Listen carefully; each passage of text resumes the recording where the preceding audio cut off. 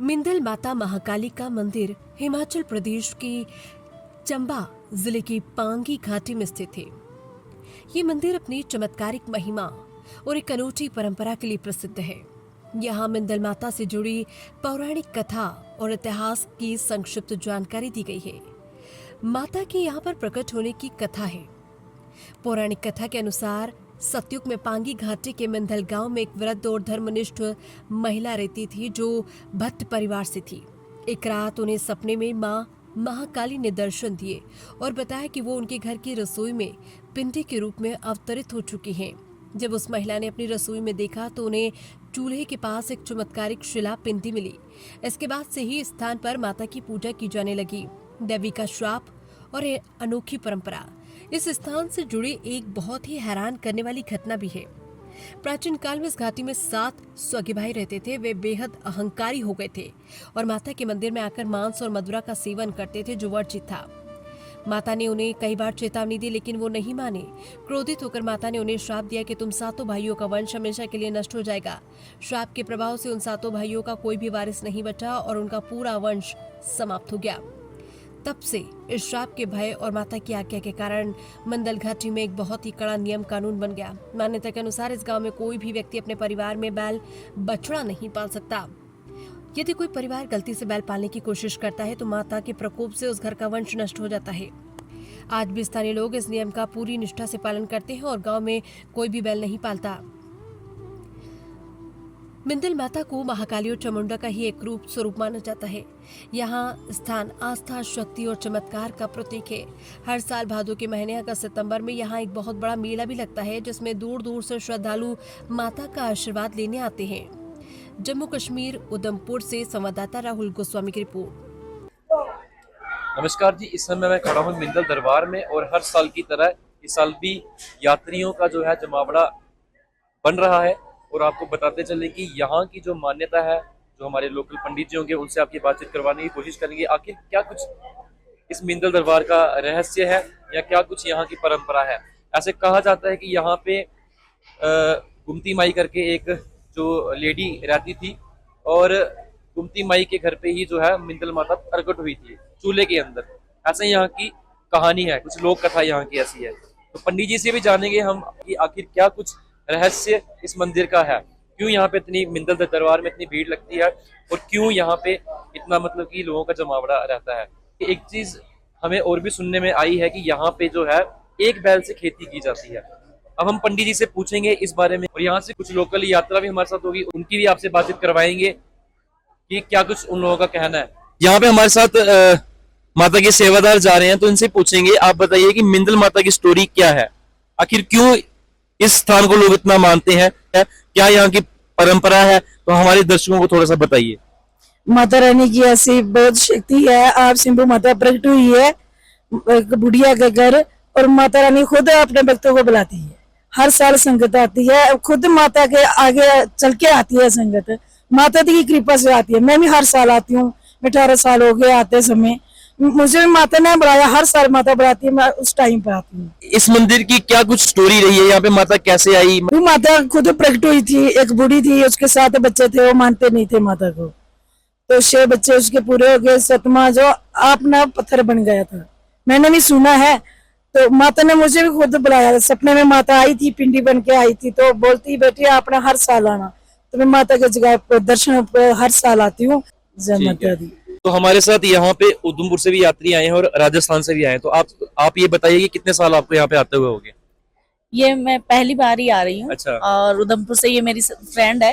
अच्छा। जिसने मिंदल के बारे में काफी, मिंदल माता के बारे में काफी बताया कुछ, तो इस बार मेरा आना हुआ, मैं भी देखती हूँ। लेकिन यहाँ आके बहुत अच्छा लगा, माता के दरबार में आके बहुत ही मन दिल खुश हो गया, बड़ा अच्छा। और इनसे भी बातचीत करने की कोशिश करेंगे। ये उधमपुर से आए हैं तो इनसे भी बातचीत करने की कोशिश करेंगे। आप बताइए कि कितने साल आपको यहाँ पे आते हो और क्या आपका एक्सपीरियंस रहता है जब आप यहाँ पे आते हैं। हमें यहाँ पे कुछ अभी 3 साल हो गए हैं। अच्छा जी जी, बहुत ही बढ़िया है।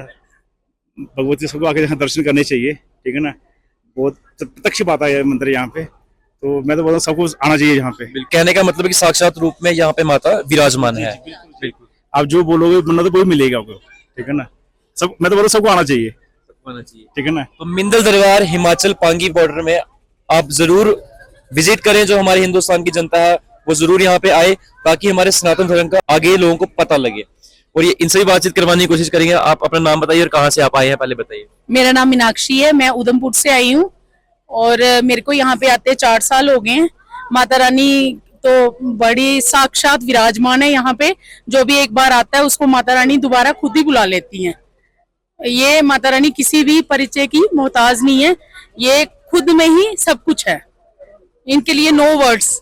तो यहाँ पे और भी लोगों से बातचीत करने की कोशिश करेंगे कि कहाँ कहाँ से लोग यहाँ पे आए हैं और क्या क्या इन लोगों की मान्यता है। तो भैया आप बताइए, आप कहाँ से आए हैं?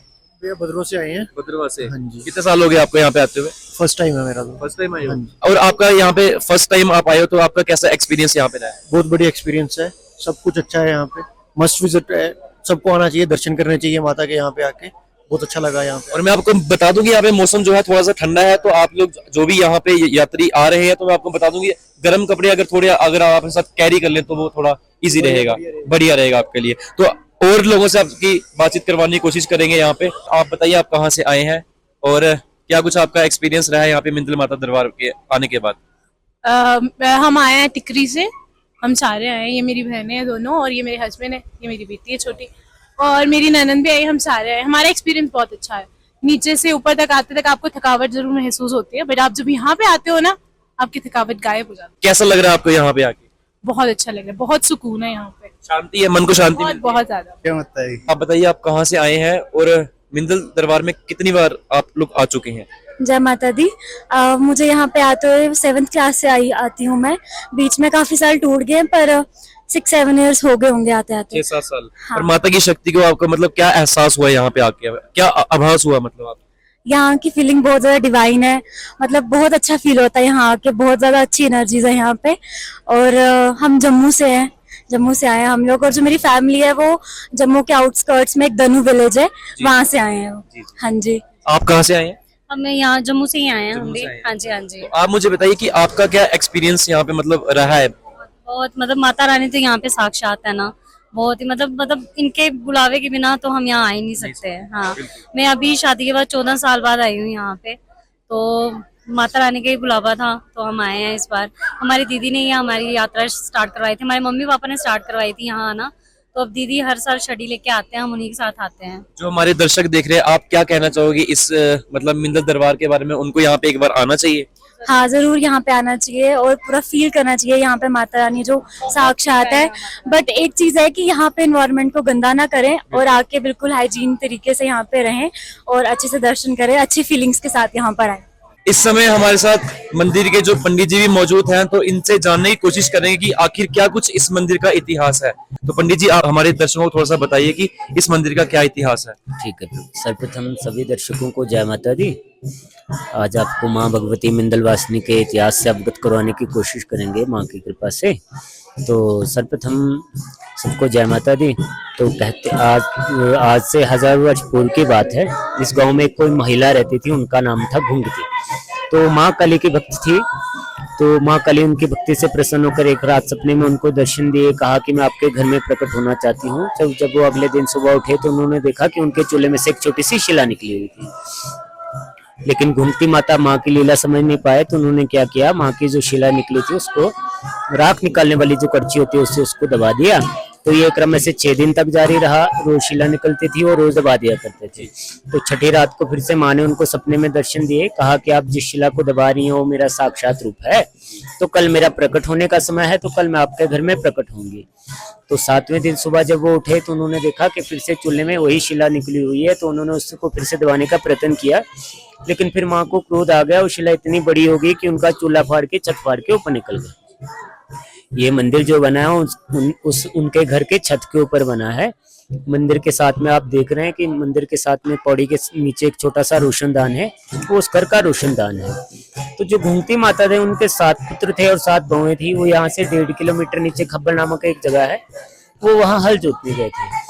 तो माँ जब प्रकट हुए तो घुमती माता को बोला कि जाइए आप अपने बच्चों को बुला के लाइए। तो घुमती माता गए अपने बच्चों के पास, कहा कि ऐसे ऐसे घर चलो, माँ प्रकट हुई है।